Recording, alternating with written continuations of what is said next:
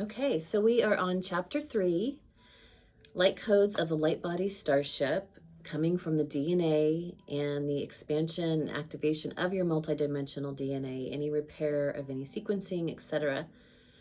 And so we are just giving you a little brief download science around DNA and RNA and transcription, and what makes up the DNA of the codons. And we also feel that any additional research that you're guided to do, to please do so. Because the more, when you're guided for research and you go ahead and look at whatever the biofeedback brings you back for the research, it's going to help you unwind and tap into deep memory, tap into deep understanding of whatever it is you're needing to understand, so that you can activate and open up another packet of light. So read through the short chapter 3. I speak a little bit about the possible manipulations and alterations of DNA, and that's something that you're going to want to ask your consciousness. My consciousness, is there anything I need to clear around any DNA manipulation? Yes. Do I need to look at certain charts or records? Yes. How many? 10? Yes. And then you'll go ahead and do the deep dive. Sometimes you can just drop into a meditative state while you're asking yourself these questions, laying back.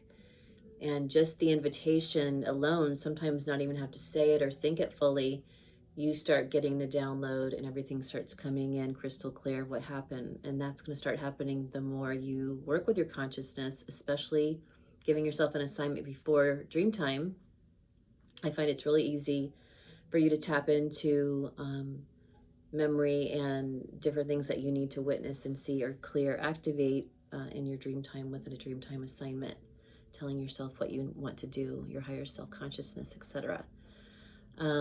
So definitely ask about any of that if you have that to clear, and know that you may clear it today and do a real deep dive session on yourself, and then in 10 years have it show up again because you're working with a group and the group is bringing that consciousness to be addressed. So that's what happens to me, is I do find that I feel like we're done, and then I have fallen back to sleep at a level, and then when I come back, I speak about how when I had my child 13 years ago, I had to pause on the galactic research because I was having to be front and center with this new level of awakening and reality creation with having, focused on child.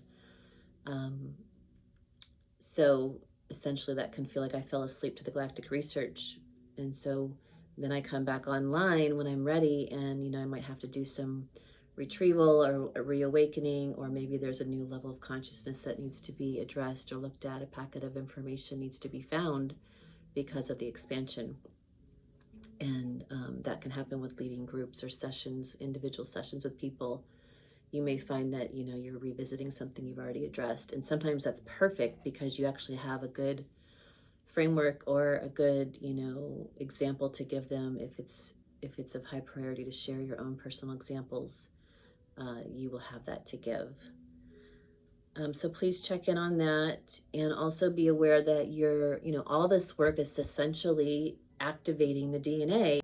As the DNA activates and wounds clear and different density packets drop off, literally holding the DNA from being able to be seen or activate its higher multidimensionality, you're going to realize that this work is the work that actually opens up and rises your frequency, so that you're able to access higher doorways, higher potentials, higher planes of existence, higher probability, higher witnessing from the greater intelligence that you are.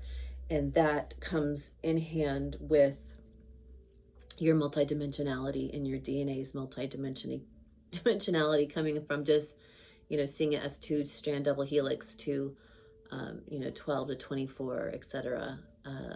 Activated multidimensionality. It's always been there, just coming back online. And sometimes a repair of sequencing may be requested from you as you lay back. So just follow instructions, and when you get guided to do research, know that that's only going to help you understand. It's like you're doing your own psychic surgery at a level when you do a little bit of, let me look into this, and then you go lay back that night to do an activation, and that information that you discovered about codons or about how RNA and DNA work together, really gives you an awareness that you're going to go to the medulla oblongata in the center of the head, and you're going to see that transcription take place and transduction take place, and it'll make more sense. And sometimes you can just get all that research from doing a deep meditation. It will all come to you, I promise. Especially if you go lay down on a ley line and, lay in the magnetic grid, you're going to tap into the ancestral memory that's literally sitting in the field. That's easy to tap into when you work with the Mother Earth grid, or you lay in a Therify, or you go into deep meditation, do a week cleanse on juicing or something. You really do get clear, get light, and higher in frequency, and able to tap into your full central channel, and then through the full longitudinal array of consciousness and space itself, ether, where all the information is waiting for you, hence Akashic Records. I also speak on the Akashic Record, app, because we use this a lot in this work because of all of the years of work is in that, in all the different charts. And, there's the light body chart, that goes into the energy centers. They're actually called chakras in that reference, but we did move on to calling them energy centers. So you'll see the abbreviation to be like C1, C2. C1 would be your root, and then we more speak to that C1 now as energy center 1. And as the energy center or chakra stabilizes, as you evolve and do all the cleanup at that doorway of the first energy center, you'll find that it'll speak to, red 1, which speaks to the red star 1, where the first energy center actually stabilized and turned into a star looking light along the central channel. It also speaks to DNA strands, I think up to 24. So that also might help you on the app to understand that you're being asked to look at something at that level. Lastly, what I wanted to share on this chapter is that at the end of the book, end of the text, the manual, there is the gene keys mapping of the codons, 64 codons, and looking at the maturity that can take place as you look at, the shadow aspect of each codon, the gift, and then the city or the superpower. And that gives a great, it's a great read or great audio if you listen to it, to help you really dial into some of the consciousness that goes along with the evolution of the DNA and of the codons and the activations of its full potential. And so that's a great channeled text by Richard Rudd. Highly suggest you look into that. And then in the back, it does give you a practice that you can work with.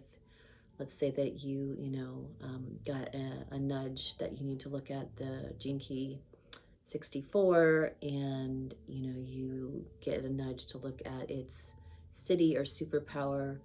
There's a clearing statement and a upgraded affirmation you can say to go ahead and assist in giving the command to the avatar to go ahead and upgrade number 64.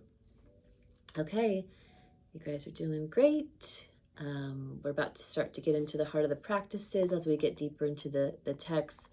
But by all means, please make sure you're already starting your rising meditation and breath work, and starting to flip turn the text pages that you get a nudge to look at. And then if there's any practice on that page, please practice it in your morning rising meditation or in your evening dream time assignment, or even prep for dream time. If you turn to page 87 and it told you to go ahead and, look at your first energy center, then do that practice. Okay, until next time.